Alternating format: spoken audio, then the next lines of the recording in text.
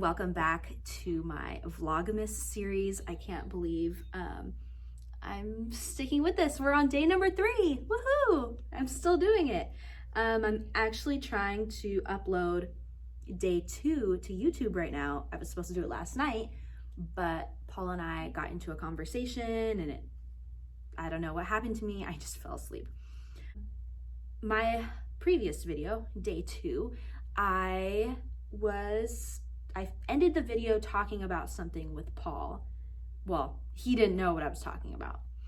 So for the last 2 years, every quarter, and Paul told me that 4 times 2 is 8. So 8 times I have tried to get my brand on RewardStyle. And RewardStyle is, it was started by a wife and husband team. She was well, at the time it wasn't called influencer, it was just a blogger. She was a fashion blogger, and there was not a good way of monetizing your content. So her and her husband created this company called RewardStyle. They have an app called LikeToKnow.it. I'm sure you've seen it all over Instagram and YouTube links and Facebook and blog posts and all kinds of stuff. Basically, it's a way for influencers to have direct links to the products that they are buying or that was gifted to them, and then they can make a commission off of that. It's something that I use. I'm on the influencer side of it, and I always thought that RewardStyle was an affiliate program. And so I wanted my brand to be on that. I've seen other larger boutiques are part of RewardStyle and using the LikeToKnow.it app. I haven't seen very many smaller boutiques doing it. So I wanted to be on there. I wanted to be in front of all of these influencers, and even if they are not buying my product, they're still sharing my pictures and links to their followers. And so it just opens up so much new business for me, potentially. So I was getting very discouraged because I kept getting denied, and it was so many things. So it was, my website didn't look the way they wanted it to look. And so they felt like it just wasn't, my store was not a good fit for their app. Then it was, I didn't have a very diverse product offering. When I started, obviously I didn't have hundreds and hundreds of products.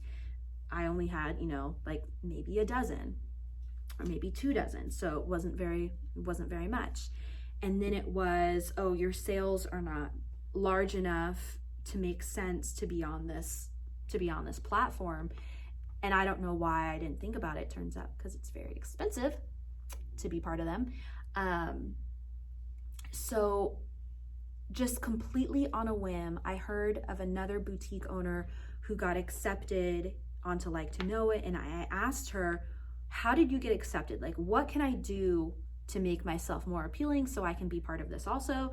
And she's like, you know what, just try. So on the influencer side, RewardStyle tries to say, oh, we're invitation only. You have to be like this caliber influencer in order to be part of our program. And that's actually not true. Sometimes they just need to grow by a certain amount. They need to say, oh, look at this quarter or this year, look at how many new influencers we brought in.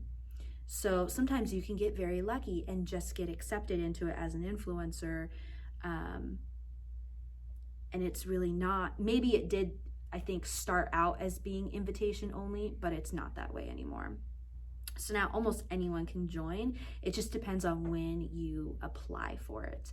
And I've seen so many girls who have like no followers and no engagement, but they have LikeToKnow.it links.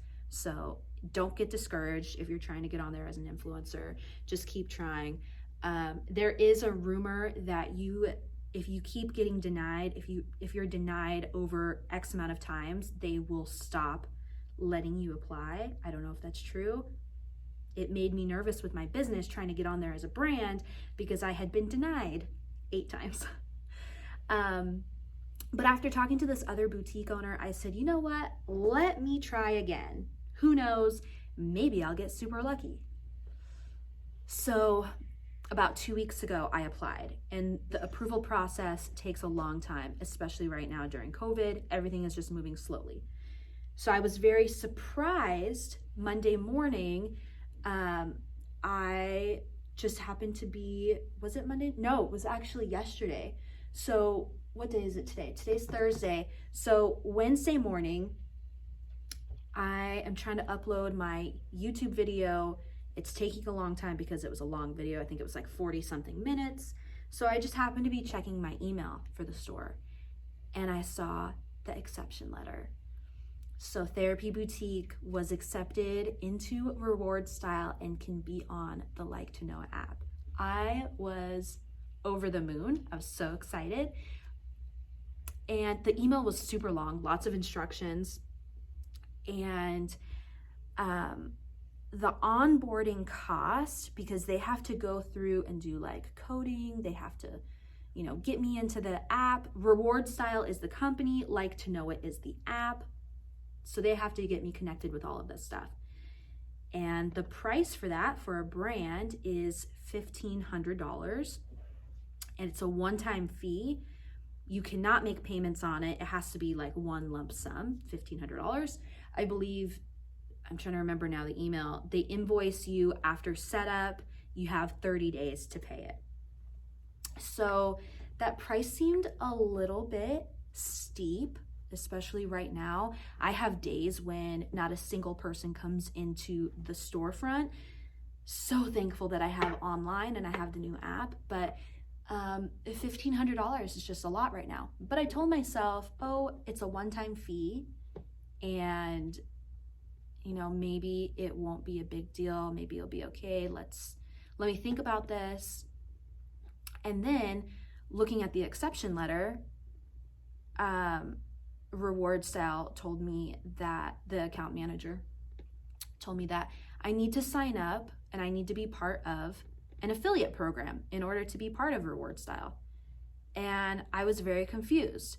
What do you mean I need to be part of another affiliate program? And they gave me a list. I think it was maybe like 10 affiliate programs that RewardStyle works with their LikeToKnow.it app. But I was very confused because as one of their influencers, and just I shop through some links from LikeToKnow.it, I thought it was an affiliate program. Turns out no, RewardStyle is kind of like a middleman. So you need to have an affiliate program with another company. Then you have RewardStyle who manages your affiliate program. And then there's you, and you don't have to do a whole lot, supposedly. So that was very confusing. The very first, and I just kind of like started going through their list of affiliate programs. The very first one that they recommend wants me to be doing a minimum of $75,000 in online and app sales only. So not including anyone coming into the store.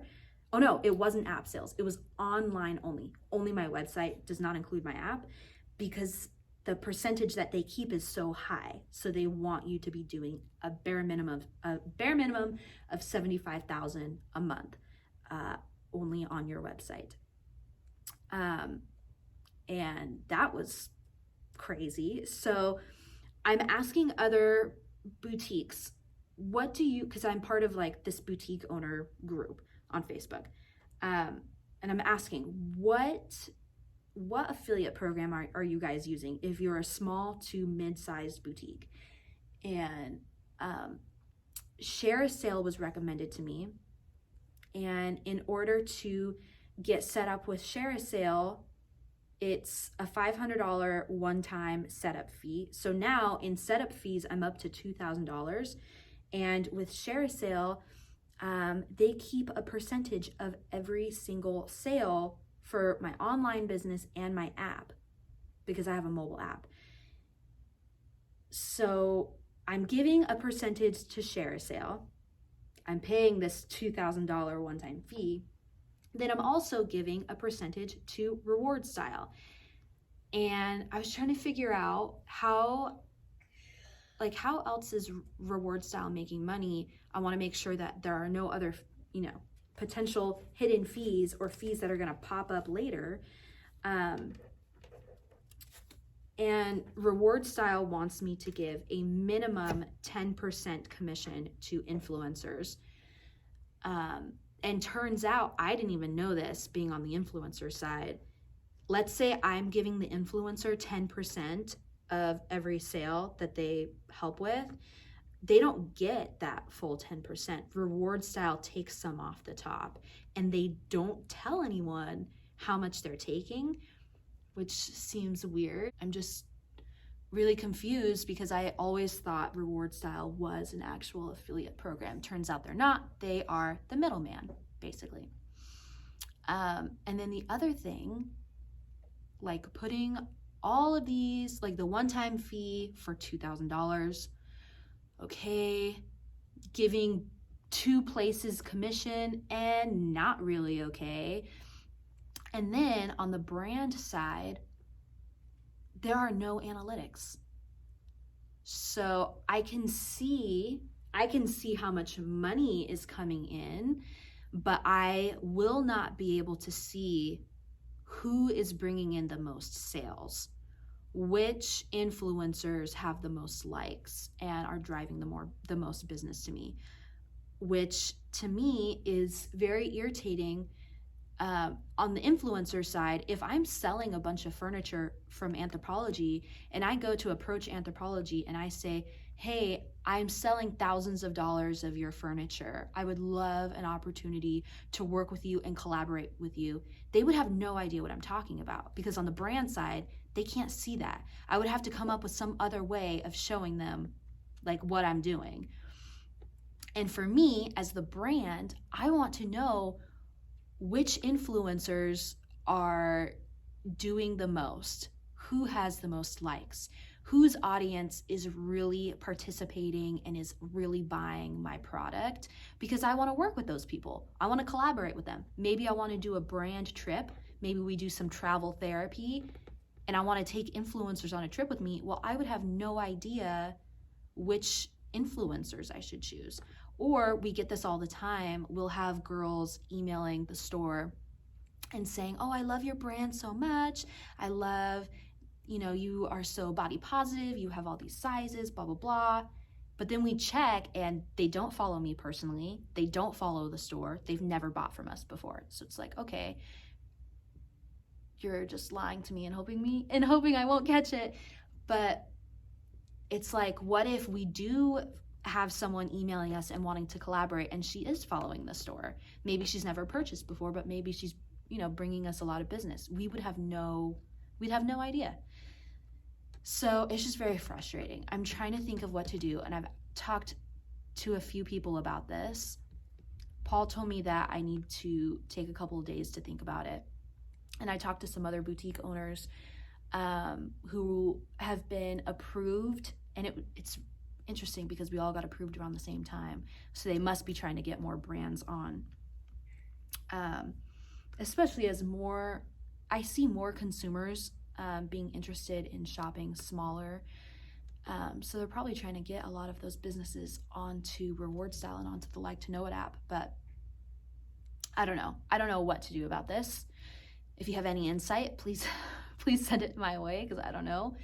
I told Paul one of my fears is if I don't take this opportunity right now, and if I say, I'm going to think about it, or, oh, let me come back and we'll circle back in the spring, I'm afraid that I will miss my opportunity. And I talked to one girl who said she doesn't care if a brand is on the LikeToKnow.it app or not. She will work with them if they fit, what her audience is into. And I talked to another girl who said she's more willing to work with brands who are on LikeToKnow.it, and the brand does not have a budget to pay her on top of the product she's getting. That way she can make commission. So I don't know. And I like the idea of, because I see it so often, and I showed Paul last night. I just typed in, so red dress is one of the big boutiques that is on the LikeToKnow.it app. And when I search for them, I see a lot of girls who aren't like buying the product and taking pictures in the product themselves. They're just pulling the images off of Diana's website. Diana's the owner of Red Dress. They're just pulling images off of her website and then including the links. And I saw some girls who are making these beautiful, big, intricate graphics, and it was like red dress holiday dresses, and it's all of these images pulled from her website that look beautiful, and then linking all of them. And I just keep thinking it would be so great for brand awareness and getting more reach if I'm on a program like that. But I don't know, it's just the startup costs really have me nervous, and not having the analytics that I want, not being able to see who exactly is driving sales, who's doing a really great job. Because for me, I look at it as if someone is doing a really great job, I want to keep working with them. I want to work with them in a bunch of different ways. I want to take them on brand trips. I want to send them PR packages. I just want to do all the things with them if it's a good, if it makes sense and if it's a person who's really driving sales.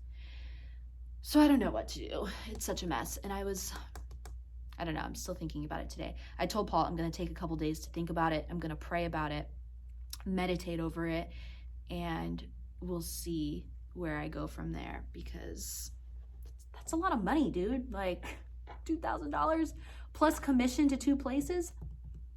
That's a lot. That's a lot. So we'll see. I need to get Savannah onto her math class, and I'll be right back. So it's been an exciting day of packing orders. I did a TikTok. Savannah has been doing her schoolwork. I'm trying to get set up over here. This is our Christmas tree in here. Savannah set this up. I got the actual tree from Michael's when they were doing the, am I even showing you the tree? I don't know what I'm doing with this camera. When Michael's was doing their 60% off tree deal, and then I got all of the ornaments from a local store here in Vegas called Santa's Wrap. Most of them are plastic or some type of material. This one might be glass. I tried to stay away from glass just because that sounds like a terrible idea in here. But look at this little ornament, and it's on a little tiny hanger. Perfect for the store. I let Savannah help me with this. I've never done a super girly tree like this before. I've always preferred more masculine or gender neutral type looks. I don't know what we've got going on at the top of our tree, but that's what it looks like. Oh, let me just stick my whole nose in there. But yeah, that's our Christmas tree. It was really cool because we were able to get all of our ornaments from a little local place. And I actually got to meet the owner, and she was super nice and gave us a little discount. Didn't even have to talk about her on Instagram. She just did it. Like fellow business owner, like business owner to business owner. We're both struggling right now, so she gave me a discount. Anyways, I had this whole plan today of what I was supposed to be talking about. I just wrapped up my month-end numbers, not necessarily the accounting. That's going to take me a while. But every month I break down what exactly my numbers were. What did I do in gross sales? What did I do in net sales? How much did I give away in discounts, which in November is unfortunately a lot because of Black Friday weekend. And then I also make sure to look at, I'm trying to make sure a customer's not walking in because this is really awkward. You're on like a really giant, this is like a 5 foot, no, not 5 foot, like 4.5 foot tripod. Ooh, this lighting is all weird. I'm sitting underneath my neon sign. I love this little couch. It's so comfy. So yes, I was looking for just for 15% growth in my sales. And I typically, I'm trying to think how much I should say. I do not talk about my markup with anyone. I think the only person I've ever kind of had a conversation about it with would be my husband. It's just something, you know, that's like an intimate detail that you don't talk about. I use the Boutique Boss Planner. This was created by the Boutique Hub. It is a planner specifically for boutique owners or managers. You can give this to your manager if you have one in your storefront. The Boutique Hub is an online resource. I can ask questions. I mean, and there are some of, you know, the country's largest boutiques in this group. We had a meetup with Diana from Red Dress Boutique. Tori from Pink Lily is part of the Boutique Hub. Laura Benson from Philly Flair. So it's an amazing resource. And I think I pay like a monthly fee to be one of their members. Totally worth it. Because you can pick the brains of all of these women who maybe they are currently small and they're facing the same struggles that you are, or they're a big boutique and they remember the days when they didn't have a single person walk into their store, or, you know, all of these things. And it's so helpful. And then I can also find an accounting professional if I need one, or a photographer. I found a wonderful photographer who allows me to mail my product to her. I think she's in Texas, if I remember correctly. Her company is called Denim and Velvet. She also does graphic design and marketing. But I will package up my products, mail it to her, tell her which model I want her to use, and then they use her studio or they find a shooting location. She packages it back up, sends it back to me, and I get the pictures within like 2 days. It's amazing because it's really hard, especially with my plus size product. It's hard for me to find those models, and they don't charge me, you know, like an arm and a leg. So especially during COVID, it's been so hard to find models and just keep everything really safe. Finding a service like hers, I mean, I would never even think how to Google that. So the Boutique Hub has been absolutely amazing. And in this planner, in this planner, they have everything. Like, there is Savannah. Savannah made me a little picture. She's like my little motivation. She's my little cheerleader. And I really love this. There's this Boutique Boss Manifesto to get you started. And it's all about, number one, community over competition. And then number two, building empires and not hobbies. I love that. So this is how I do all of my goal setting and tracking. You start off every year doing a self-assessment, and this goes into not just your boutique life, but your personal life. How can you get plugged back in with your husband or your spouse and your kids if you have kids? If you're working a second job, how can you try your best to find balance, even though balance doesn't truly exist? And I liked at the end of this, it said, what will be on my biggest, wildest dream board?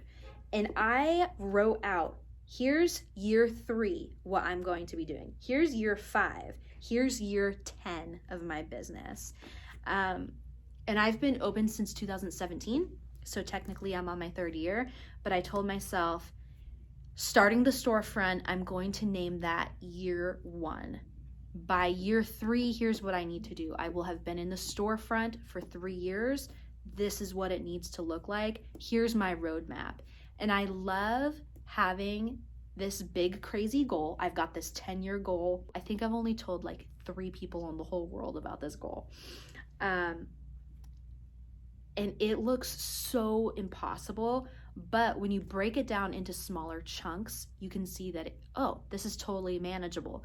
Maybe it starts with doing like $100 a day. That's much smaller than looking at, I need to do 10 million this year. So I love that this planner really breaks it down and it gives us a little roadmap. I really love that my 2-year-old goes in here and scribbles all over it too. Has like the yearly comparison where I'm comparing sales from 2019 to 2020, also comparing my inventory from 2019 to 2020. And the nice thing, I don't think I won't be able to cover up all these numbers, but I can look in and I can see what was my growth percentage. And here, I really want to pick this up and show you, but I don't want all my numbers on there. I wish I had a blank page. Let's say in 2019, in November, you did $25,000. And then in November of 2020, you did $40,000. You want to know what was your growth in dollars and in your percent. So you are going to take the 40,000 from 2020, subtract the 25,000 from 2019, and you'll see that you had a growth of $15,000. What kind of percentage is that? You're going to take your growth number, that $15,000, divided by your 2019 number for November, which was $25,000. You're going to divide that and then obviously multiply it by 100 so you can get a percentage. You'll see you had 60% growth, which is great. That's amazing. And let me see if I have, so here's a good example of a really terrible month. February of 2019, I had some sales. February of 2020, my sales were not as high as it was in 2019, which means I had negative growth in dollars. I had negative growth percentage. Really terrible. October of 2019 and October of 2020 were pretty close to being the same. So I only had growth of 5%. Sucks. But if we go back to April, and I love looking at this stuff. I never used to like math, and I still don't like math. I still don't enjoy it, but I love looking at this stuff. April of 2020 was so much higher than April of 2019 that I had growth of 1,260%, which sounds so amazing. So when I finish out this year, and when we were getting this space, I had to submit my business plan and my projections. We are so far off from my projected sales, thanks to COVID. Like we are missing an entire digit, which is really amazing. We are so far off, and it is going to be really, I already know myself. I mean, we used my historical numbers to come up with my projected number. We looked at what I was doing in the past, what my average order value was for the whole year, and came up with that number. And then to be so far off of it, enough to be missing an entire digit, it is just going to be really, it's gonna hurt. It's gonna hurt to look at that at the end of the year. I already know. I'm already gearing up for like a sad first few days of January because of that. But if I look in my planner and I see March, I had growth of 208%. April, I had that huge growth of 1,260%. May, I had growth of 544%. So October, only 5% growth, but that's still good. I didn't go backwards like I did in February. And then November, obviously, like, November, what did I do? November was much smaller. So 60%, but much smaller than like the beginning of the year. We were just on fire. Like when we first opened the boutique, it was just, or when we first opened the storefront, it was amazing. And it's still good. It's still good. We're getting there. But also, towards the end of 2019, our sales were really just picking up exponentially. So that's kind of lowering our growth for this year. but it's neat to go in and see. So we can go in here and look at what was our best ROI classification for the month, and it lays it out for the whole year, and also the lowest ROI classification. I'm trying to cover this up and it's hard. So we can see that I didn't do it some months. Look at me being lazy some of those months. But dresses, 4 months out of the year was my highest ROI. You probably can't even read my handwriting. That means I'm retaining, I'm keeping high margins, I'm selling a lot of those products.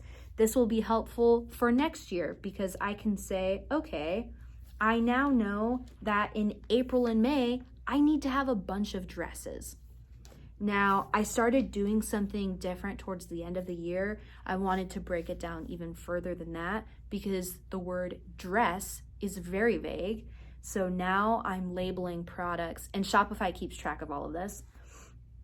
Now I'm labeling products as, is it a mini dress? Is it midi length? Is it a maxi dress?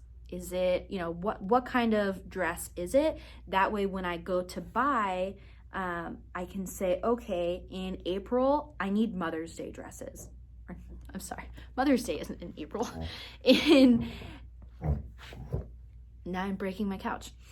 I can say, in April, I need floor length Easter dresses, or Mother's Day, I need conservative dresses.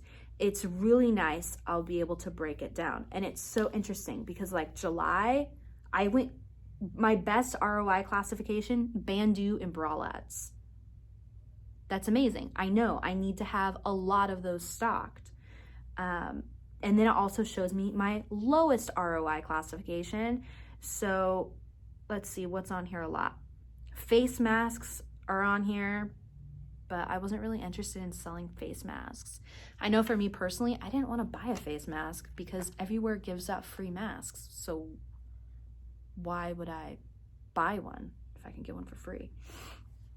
But okay, candles are on here twice. So now I know next year, hey, maybe I don't want to buy candles, or let me take a look. Maybe I need to be choosing a different vendor. Maybe they're not doing so great for me.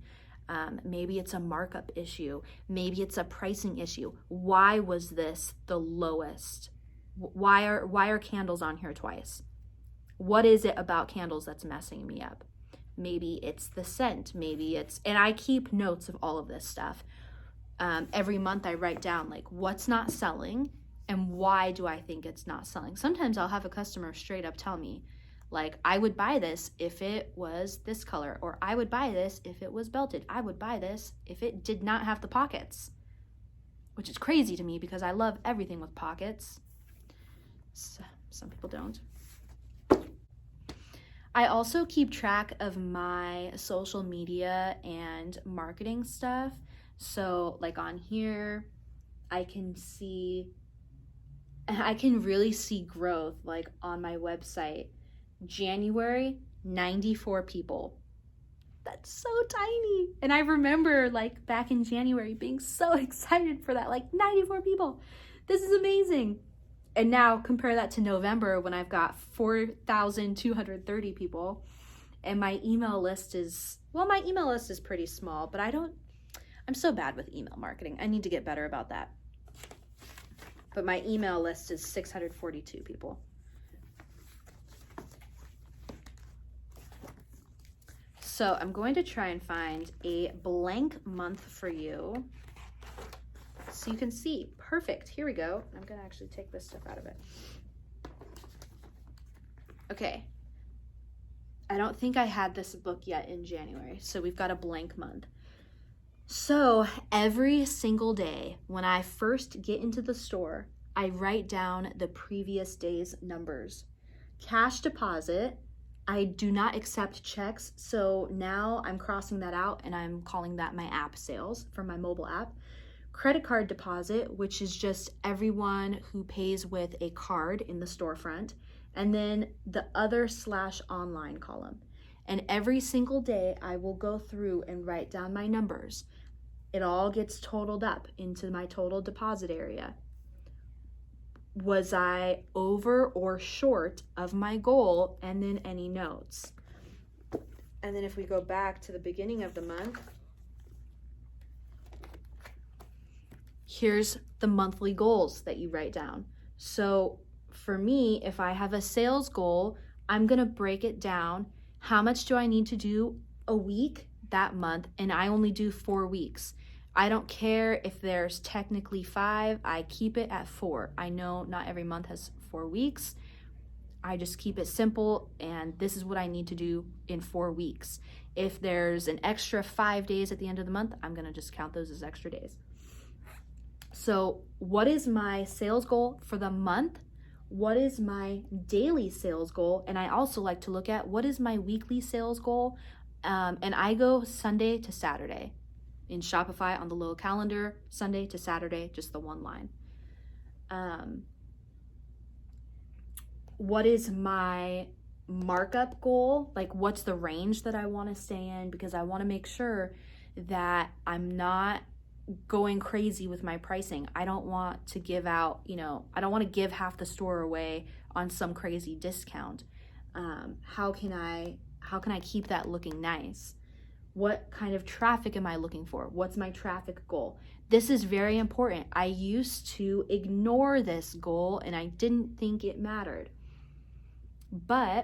So I used to think that traffic didn't matter, and it absolutely matters.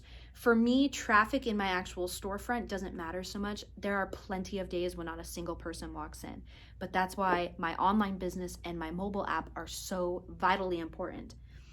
But let's say for the month of June, you have a sales goal for the whole month of $10,000. That means you need to do $2,500 a week. You want to look at how many orders do you need to get every week to reach that number.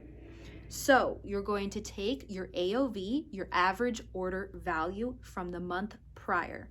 So if we want $10,000 in June and our AOV in May was $90.84. So your average order value in May, $90.84. I feel like I should have a whiteboard right here and be doing all this for you.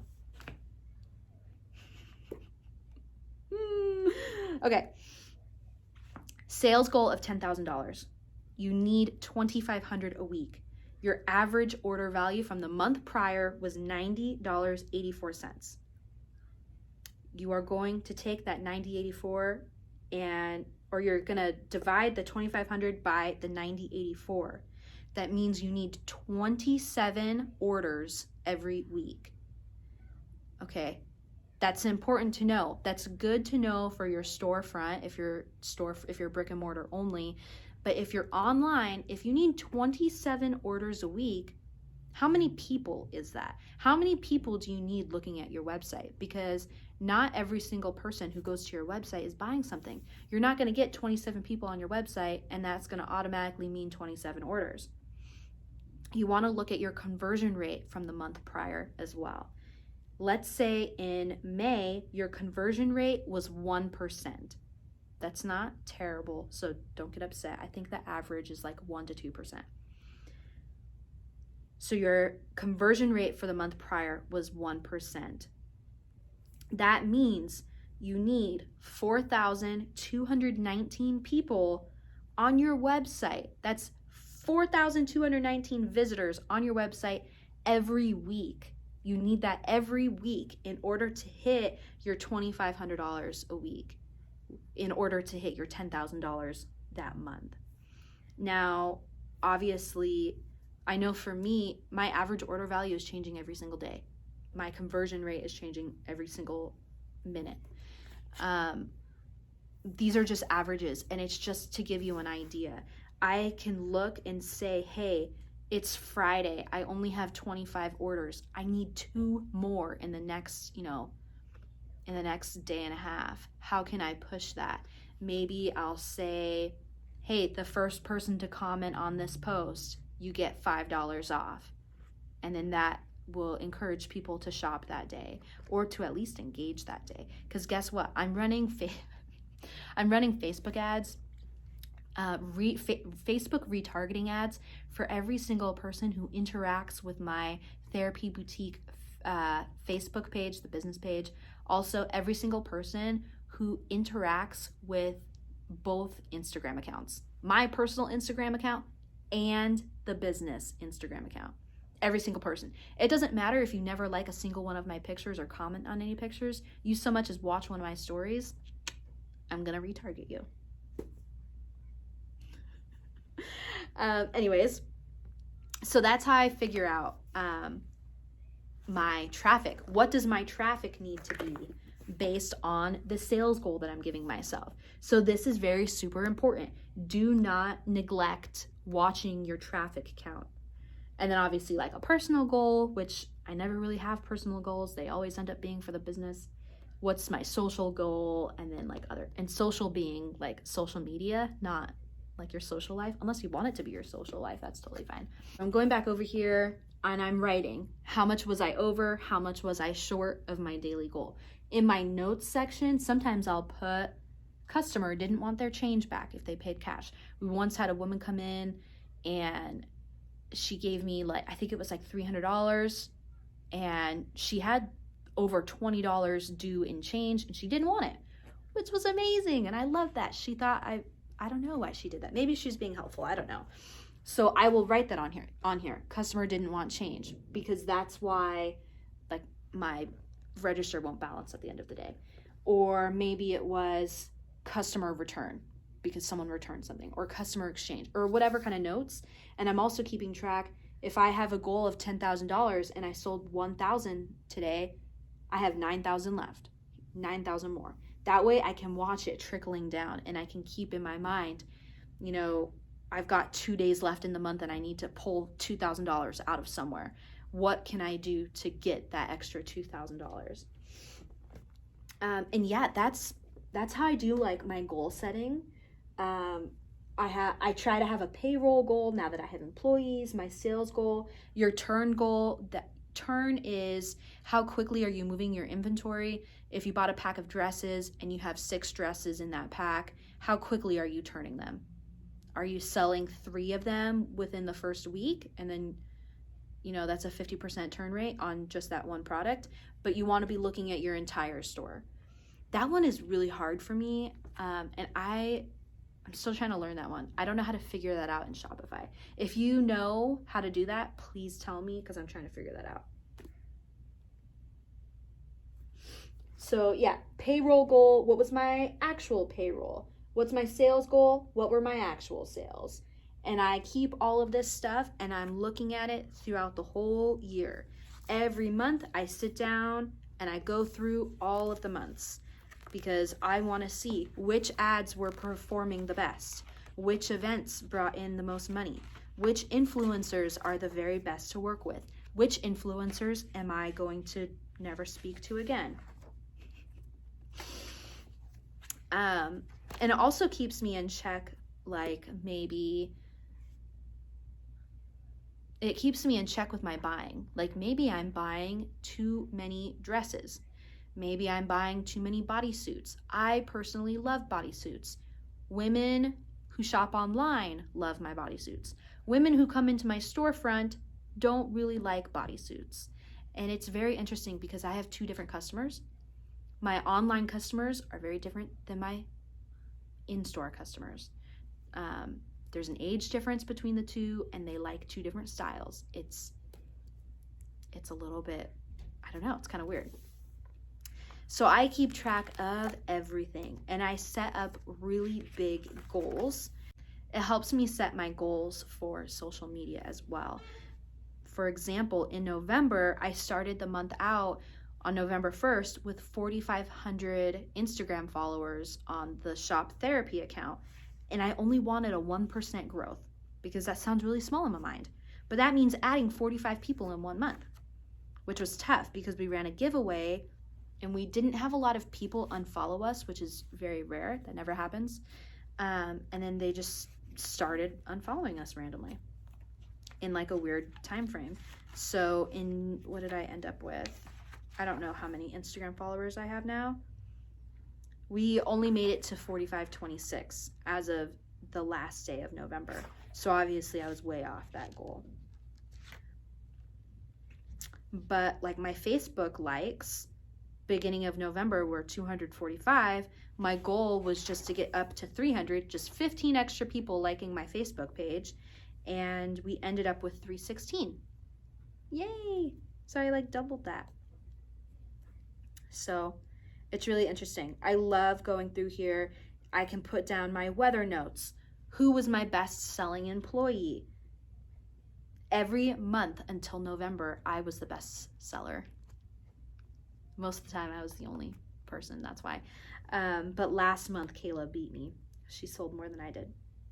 And I also keep track of the best time, the best hour of the day that I'm getting the most sales. And it's typically between like 12 and 4 p.m. But November, it was 6 p.m., 12 p.m., 5 p.m. I always write down like 3 time frames. And then I write out like how many orders did I get that month.